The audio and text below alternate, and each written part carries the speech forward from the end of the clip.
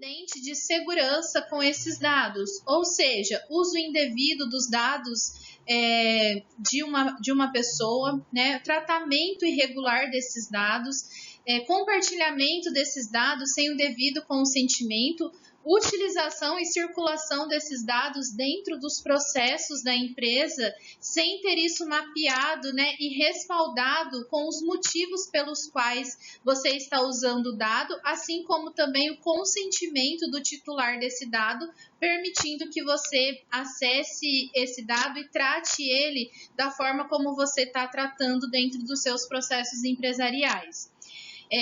Isso seria, né, a medida disciplinar máxima, a aplicação da multa, mas além disso também podem ter medidas relacionadas à advertência, né, alguma publicação, exposição da marca, exposição da imagem da empresa, assim como também a eliminação desses dados pessoais da empresa, ou seja, a proibição de que a empresa possa continuar trabalhando com esse perfil de dados pessoais. Então, essas são algumas medidas, né, que envolvem as sanções do não cumprimento da LGPD e que, só relembrando, estarão em vigência a partir de agosto de 2021. Bom, então depois de entendermos, né, toda essa abrangência, escopo da LGPD, assim como também alguns conceitos principais e as medidas disciplinares às quais, né, as empresas vão estar expostas quanto ao não cumprimento, agora a gente vai entender de fato como implantar de forma bem prática a LGPD na sua empresa.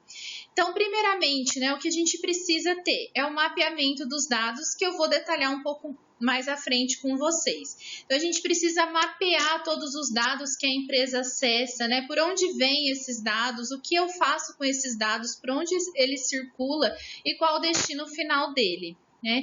Tratar esses dados, então por que eu estou tratando esses dados, qual que é a base legal, o que me respalda de estar tendo acesso a esses dados. Esses dados, né, fazem parte da minha atividade produtiva mesmo, eu preciso de fato acessar esses dados dos meus clientes. Então o tratamento de dados envolve, né, todos esses questionamentos, a gente mapear tudo isso. A análise dos riscos, né? A partir do momento que eu tenho acesso a esse dado, o que pode acontecer com ele, né? Na mão de quem que ele passa, quem tem acesso a ele, eu compartilho ele com terceiros ou ele fica somente internamente na empresa.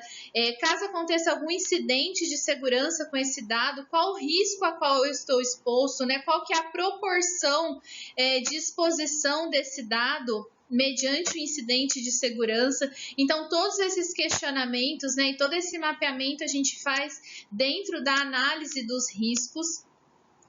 A política de proteção de dados, então o que a minha empresa tem como princípios, né, tem como valores em relação à proteção dos dados, quais as diretrizes da minha empresa em relação a todos esses dados que eu acesso, né, toda adaptação ou a criação de documentos internos ou documentos externos que me respalde em relação ao acesso a esses dados. Então, lembrando, né, que os dados também envolvem relações trabalhistas, então abrange tanto o acesso aos dados que eu tenho dos meus colaboradores, assim como também o acesso que eu tenho dos meus clientes. Então, qual que é a revisão dos documentos que eu preciso fazer? Então, todos os meus contratos, termos de consentimento, termos de sigilo, confidencialidade, dentro dessas relações trabalhistas, assim como também dentro dessas relações de negócio com meus parceiros, com os meus clientes, né? O que eu preciso adequar em relação a esses documentos para formalizar que eu estou tendo acesso a esses dados e o que eu estou fazendo com esses dados, como eu estou protegendo eles. Treinamento, né, e disseminação dessa política, dessas diretrizes que eu defini enquanto proteção de dados para minha empresa. Compliance e proteção dos dados dos fornecedores também. Então, não adianta só a minha empresa estar adequada à LGPD e todas as minhas relações de negócios com parceiros, com fornecedores, eu não ter relações de compliance, né? Relações protegidas, relações que envolvem segurança de dados também. E, por fim, né, ter pessoas responsáveis ou que seja uma pessoa responsável por disseminar essas práticas na sua empresa, né, disseminar toda essa gestão da proteção de dados, assim como também ter o papel de zelar pelo cumprimento dessa legislação no dia a dia e apoiar também todos os setores no cumprimento da LGPD. Agora a gente vai entrar um pouquinho dentro de cada caixinha para entender um pouco melhor como fazer cada uma dessas etapas. Então, dentro da primeira etapa, que é o mapeamento dos dados, nós precisamos entender o ciclo de vida dos dados dentro da empresa. Então, primeiro, a atividade de origem desse dado, né? Qual que é a fonte de entrada desse dado na instituição, o tipo e titular desse dado, então qual categoria se enquadra esse tipo de dado pessoal, se é a categoria de dado simples, se é dado comportamental, dado financeiro, dado sensível, e quem que é a pessoa detentora desse dado? É um colaborador, é um cliente, é um parceiro, é um terceiro, um fornecedor? Então tudo isso, né, a gente precisa mapear. Qual que é a base legal que respalda o uso desse dado? No próximo slide eu vou aprofundar um pouquinho mais em relação às bases legais que a legislação traz, mas qual que é o direito que eu tenho de utilização desse dado mediante a minha atividade fim, a atividade fim da minha empresa? Por que que eu preciso ter acesso a esse dado? O que que me respalda? O que que me autoriza a ter acesso a esse dado e tratar esse dado? O próprio tratamento, o uso do dado dentro da instituição, então qual que é o uso pretendido desse dado, por onde esse dado vai circular? O acesso, o destino desse dado, né? Quem que acessa esse dado, qual o perfil de pessoas, o nível hierárquico, qual a formação, qual o motivo e finalidade dela acessar esse dado. Ela tem, né, termos de sigilo e confidencialidade para acessar esse tipo de dado, para onde ela destina esse dado, ela compartilha só internamente na empresa ou ela compartilha, né, para pessoas externas à instituição. E como que é feito, por fim, o armazenamento e o descarte desse dado? Como que o dado é arquivado? Se é de forma física, né? Aonde que ele é arquivado? Se é de forma virtual também, como que ele é arquivado? Como que ele é recuperado, né? Como que eu faço o backup desse dado digital? Ou então, como que eu recupero esses formulários, esses dados em forma física? Por quanto tempo eu vou armazenar esse dado, né? E por qual motivo eu vou deixar durante essa periodicidade? E, por fim, o que que eu vou fazer com esse dado depois que cumprir esse período que eu determinei? Eu vou eliminar esse dado de dentro da minha empresa, ou eu vou arquivar ele de forma permanente, ou eu vou descartar, né, de alguma forma. Então, tudo isso precisa estar mapeado, considerando, né, o ciclo de vida dos dados dentro da instituição. Então, isso que é o mapeamento dos dados. E aí, aonde que a gente vai colocar tudo isso? Dentro de algum documento, né, formalizado e padronizado da empresa. No final desse vídeo eu vou deixar o link para vocês baixarem o modelo de mapeamento, onde dentro de um formulário de Excel eu posso mapear todos os processos da minha instituição e todas essas etapas do ciclo de vida dos dados, né?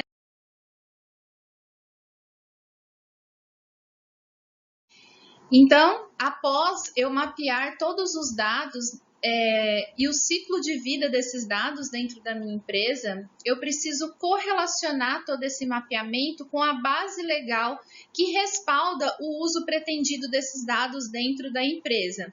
Então, é a segunda etapa de tratamento dos dados. Então, no artigo 7 da LGPD, ele fala que o tratamento dos dados pessoais somente poderá ser realizado se estiver correlacionado com alguma dessas bases legais que eu vou citar agora para vocês.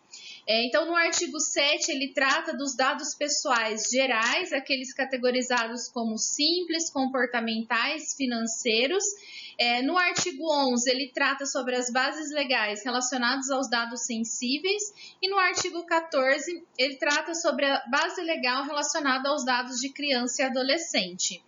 Então, quais são essas bases legais? A primeira, que é a mais comumente utilizada, é o consentimento, onde ambas as partes dessa relação consente no uso, na utilização desses dados. Lembrando que, se for dados categorizados como sensíveis, esse consentimento ele deve ser específico para cada tipo de dado acessado. Se for dados pessoais gerais, o consentimento ele pode ser genérico. A outra base legal que está formalizada é a obrigação legal ou regulatória. Essa base legal, ela respalda o uso de dados pessoais envolvendo qualquer tipo de atendimento à legislação, normativas, políticas públicas. Então, todos os dados que são necessários acessar por meios legais é respaldado dentro dessa base legal. A terceira base legal que a legislação traz é política pública. Então, também todas as políticas públicas sancionadas que respaldam a utilização de algum perfil de dados justifica a utilização dos mesmos. A outra base legal é órgãos de pesquisa. Nessa base envolve todo o processo de terceirização de pesquisas de mercado que a empresa pode realizar junto aos seus clientes, junto aos seus parceiros. Então, o ato de gerar situações de pesquisa de mercado é respaldado o uso de dados para esse fim. Uma outra base legal que a gente tem é a execução de contrato. Então, quando existe um contrato firmado entre ambas as partes também, existe esse respaldo do uso dos dados por ambas as partes. O exercício regular de direito, que é uma outra base legal que pode ser utilizada. O exercício regular de direito refere-se a um uso pretendido do dado por um tempo determinado. Então, por exemplo, um processo de contratação de colaborador. Eu vou ter acesso ao dado desse colaborador durante o período em que esse colaborador vai estar trabalhando dentro da minha empresa. Então, o uso regular do direito, ele tem um período de vigência. A partir do momento que esse colaborador não fizer mais parte do quadro da minha empresa, eu não tenho mais o respaldo em utilizar o dado pessoal dele. Então, tudo o que remete a situações parecidas com esse exemplo que eu dei, pode ser categorizado dentro dessa base exercício regular de direito. Além disso, nós temos outras duas bases legais relacionadas aos dados de saúde. Então, a base legal de proteção à vida indica todo o acesso aos dados em situações de iminência de morte, em situações de emergência em que é preciso ter acesso a algum dado. Então, justifica-se a proteção à vida como acesso a esses dados pessoais, assim como a tutela da saúde também, que refere-se a todos os profissionais da área da saúde que têm acesso aos dados das pessoas que vão ser atendidas nesses serviços de saúde. Então, a tutela da saúde respalda esses profissionais a terem acesso a esses dados, porque faz parte da atividade fim ali da instituição de saúde. Uma outra base legal que a gente tem também formalizada dentro da legislação é o legítimo interesse. Essa é a base legal mais elástica que tem. O que significa isso, mais elástica? É a que mais a gente pode considerar como a hipótese que respalda o uso desse dado. Porque o legítimo interesse diz respeito a interesse de ambas as partes em estarem utilizando esse dado. Então, eu estou firmando algum tipo de negócio, eu estou adquirindo algum tipo de produto, então é meu legítimo interesse colocar esses dados para aquisição desse produto, por exemplo, e é interesse da empresa captar esses dados, tratar esses dados para que faça a venda.